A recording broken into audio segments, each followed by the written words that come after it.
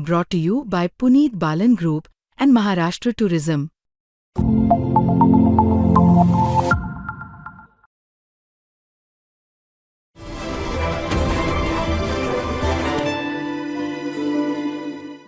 पुस्तक वाचणं हे खूप महत्त्वाचं झालंय, कारण हल्ली आपण बघतोय की हे जे आहे हे फार घातक होत आहे आणि सगळ्यांच्या हातात आहे मोबाईल. त्यामुळं कुठंतरी वाचनाकडे युवा पिढीचं दुर्लक्ष होतंय अशी फार चर्चा आहे. तुम्ही खूप वाचता हे मला माहिती आहे गोष्ट, त्यामुळं मी सरळच प्रश्न विचारतोय की सध्या काय वाचता आणि वाचण्यासाठी तरुणाईला तुम्ही काय संदेश द्या? एक वाक्य असतं ग्रामीण भागात जिल्हा परिषदेच्या शाळेत गेला तर वाचाल आणि 2 इन्व्हर्टेड कॉमा असतात. ते वाक्य तंतोतंत खरं आहे. वाचलं तर कॉन्टेंट मिळत असतो. मी तुम्हाला एक गोष्ट सांगतो, माझं भाषण झाल्यानंतर कुठेही असू दे आपण अजून वाचलं पाहिजे असं मला नेहमी वाटत असतं. माझं भाषण कुठं पडलंय हे मला जाणवतं. माझं वाचन कमी झालं की माझं भाषण पडतं. मी वाचनात कंटिन्युअस असेल तर माझं भाषण चांगलं होतं. हा माझा व्यक्तिगत अनुभव आहे.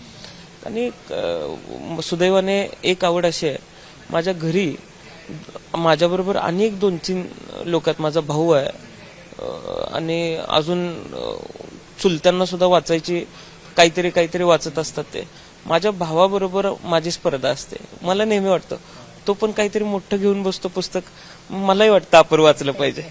मी वाचतो. तुम्हाला पटणार नाही, आम्ही कोरोनाच्या काळामध्ये 4 महिने का 6 महिने घरी सुरुवातीला राहायचं होतं. 6 महिन्यात मी 26 पुस्तकं वाचली होती आणि त्यानं माझ्यापेक्षा जास्त 28-29 अशी वाचली होती. पण वाचायचं काय, बऱ्याच वेळेस हाच प्रश्न येतो. आघाशासारखं सगळंच वाचलं पाहिजे असं माझं मत आहे की काय वाचायचं या चौकटीमध्ये आपण स्वतःला नाही घातलं पाहिजे. आणि माझी तरुणाईला एकच विनंती असेल की विचार प्रगल्भ करायचे असतील तर वाचलं पाहिजे. वाचल्याशिवाय पर्याय नाही. सध्या ब्रोकन प्रॉमिसेस एक पुस्तक आहे जे बिहारच्या राजकारणावरती कमंडलच्या काळातला संघर्ष आणि मग पुन्हा लालू प्रसाद यादवांची एकूण मुख्यमंत्री पदाची टर्म त्यामध्ये आहे. सध्या ती वाचनात एका मित्राने मला भेट म्हणून दिली होती, ती वाचतोय. सुदैवानं असं झालंय की माझ्या वाढदिवसानिमित्त 4 जुलैला वाढदिवस झाला.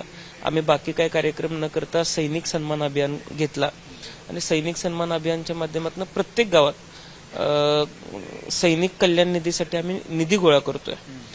आमचे लोक जात आहेत, घरोघरी जाऊन निधी गोळा करतात. मी माझा 1 महिन्याचा पगार सैनिक कल्याण निधीला देतोय, तर वेलफेअर बोर्डला. तर मतदारसंघाला एका चांगल्या विचारांवर ठेवणं. सुदैवानं मला जी घडवणारी माणसं आहेत मतदारसंघातली ती सुद्धा त्याच विचाराची आहेत. त्यामुळे या उपक्रमाला सुद्धा प्रतिसाद चांगला मिळतोय. त्यामुळे मला या वाढदिवसाला बऱ्याच लोकांनी पुस्तक आणि कल्याण निधीसाठी निधी असं भेट दिलेली आहे. त्यामुळे एकूण आजूबाजूचं सर्कलच चांगलं आहे. त्यामुळे काम करताना मजा येते.